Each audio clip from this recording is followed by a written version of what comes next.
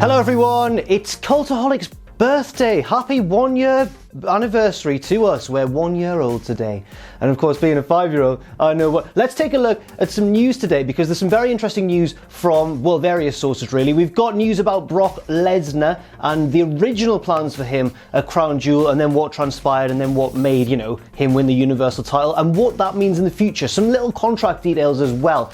We've also got news of a certain WWE superstar returning to the ring who many people actually thought was retired. And finally as well, we have news on the future of Shane McMahon, the best wrestler in the world, and what's next for him after winning the World Cup at Crown Jewel.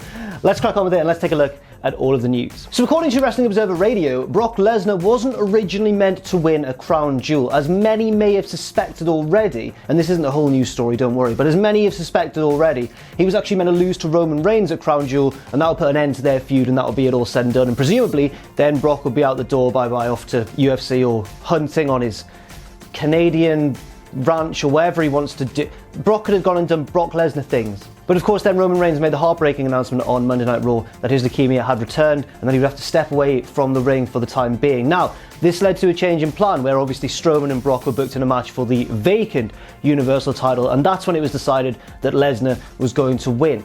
Now, apparently it's also been reported by Meltzer on Wrestling Observer Radio that Brock Lesnar's new contract has some kind of interesting little details. One, he's been booked for 2 guaranteed wrestling matches in the future. We know one of those is set to be himself versus AJ Styles at Survivor Series, but we have no word on what the other one is. But I'm guessing, presumably, that second match will be him dropping the title to somebody. It has to be, logically, surely. The other little detail as well is that Lesnar can return to UFC at any point he chooses. Now, I'm assuming that's as long as it doesn't override the other clause in the contract of the 2 matches sort of deal. I guess he can return once he's fulfilled those 2 matches, or maybe return and then come back and then do one of the 2 matches. But if he goes to the UFC and loses and then comes back to WWE, will that have kind of robbed him of a lot of his heat and a lot of his legitimacy? I don't know. It's a very interesting and unique situation, but the long and short of it is Brock Lesnar's the champion again. Woo! Who on earth are you going to drop that belt to? And when? And when as well?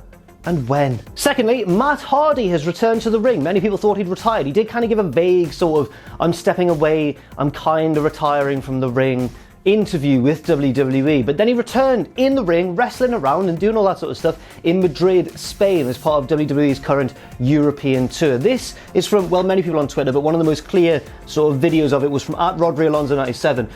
Also, there's been a quote circulating the internet which Matt Hardy has sort of clarified his position in when talking to Lillian Garcia. He said, people throw around the word retirement where typically, I guess, if someone teases that, it's retirement. But retirement is not a word I ever said. I never said retirement. I said I need to go home, and I really did. After being there for a year and a half, I worked on a full-time schedule the whole time I was there. Obviously, I'm not a spring chicken anymore. I've been doing this 26 years, so I needed to go home.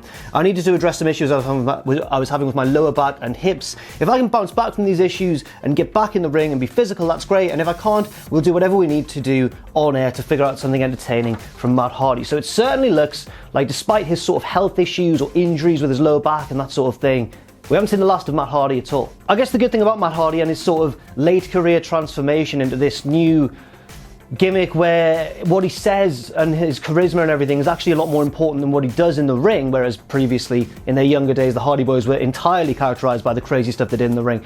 Now it seems as though Matt's kind of put himself in a good position, especially for an older superstar, where it's not necessarily about his matches, it's more about his personality and his charisma, and he can really get that across. So it seems as though we haven't seen the last of Matt Hardy, but we don't know how much more of that is going to involve actually wrestling. And finally, returning back to Wrestling Observer Radio for just a second, apparently Shane McMahon was always planned to win the World Cup. That was always the plan. I guess, to be fair, they didn't specify from which point that was always the plan, but it wasn't a last minute decision. There wasn't a legitimate injury to the Miz, as many have reported. It was agreed to before the show. Now, whether that means before Cena pulled out, maybe, I guess that could have been a turning point in the discussions. I doubt it would have been before that, surely. But anyway, Shane McMahon was always meant to win the tournament, at least in the days leading up to the event, and also there is a view apparently to this victory leading into a heel turn for Shane McMahon. Watching Crown Jewel back, you kind of get a sense of this actually when Shane McMahon's celebrating with, well, not only in terms of the booking, which has infuriated everybody, and I guess that was the point in a way. Shane obviously stole into the match, didn't win any other qualifying matches, didn't win any sort of previous matches in the tournament itself, and yet he defeated Dolph Ziggler and celebrated as though he'd actually won the whole thing, legitimately beating all these other wrestlers. Now, I guess the whole hyping up of the best in the world sort of tagline of the tournament was all to feed into Shane gloating and celebrating loads over an achievement that he really didn't deserve that much. And I guess it all makes sense sort of in storyline. Doesn't mean I'm happy with Shane winning the tournament, doesn't mean I'm happy for Dolph Ziggler the way he was kind of treated, but at the same time, I can stomach this a lot better than if it was just Shane winning it as a babyface, celebrating, and that's it. We're just meant to recognise him as an awesome guy. Now I'm guessing, and there's no confirmation of this, but it's just, I'm guessing this is going to pan out similarly to when Daniel Bryan, heel Daniel Bryan back in the day, cashed in his Money in the Bank contract and won the World Heavyweight Championship and celebrated madly. I think it was an early incarnation of the Yes Chance. He was celebrating loads as if he'd done some sort of amazing feat, but really he just cashed in on an unconscious opponent with the Money in the Bank contract. It seems similar. Shane's only wrestled one match, he's won this World Cup, and he's going to claim himself to be the best in the world. I'm quite excited to see smarmy and smug Shane. He's always kind of a little bit smarmy and smug, but when he's a heel, that's obviously going to be a lot better.